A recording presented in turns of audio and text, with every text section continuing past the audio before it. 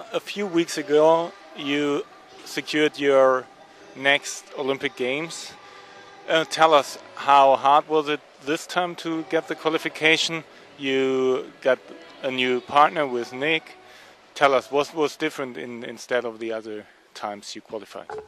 Well, the other times, Todd and I basically secured the bid after the year before, 2007 and 2011. So there's no pressure in 2012 and 8. This one was a little different. If you asked me last year, I'd be in this position. I'd say you're crazy. But Nick and I, we started playing late last year, and we just kind of caught fire at the end of the year and put us in a good position to qualify. And we started off well. We won a couple opens and had a decent finish in Rio, a 5th. So those 3 finishes, I think, basically put us in a great spot where we didn't have much pressure to do too well in these Grand Slams / majors, whatever you want to call them. You played in the start of your career already with Nick together. Did you imagine at this time that later you both go to the Olympics together? When he asked me to play, and I told him he was crazy because he's basically giving up Olympic spot. And he said, "I don't care. I just want to win tournaments." And I guess he felt like he couldn't win tournaments with Theo. So I said, "Okay, well, I just want to make sure you're throwing away Olympic bid here, basically." And he's like, "Dude, I don't care." And I always picture myself finishing my career with Nick, not this way, but this way was way better because we barely had any. I mean, the chance.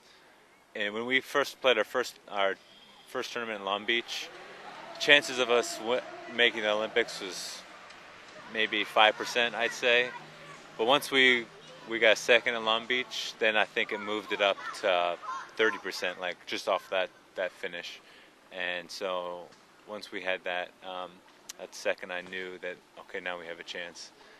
And we used that momentum and it pushed us through the end of last year. What are the expectations for the Olympics? I think for you, you've done this before. For Nick, it's new. So I think in the first week you tell Nick how the thing's going, but then what is the goal? I mean, we expect to win every tournament. I think a lot of teams feel like they should win every tournament.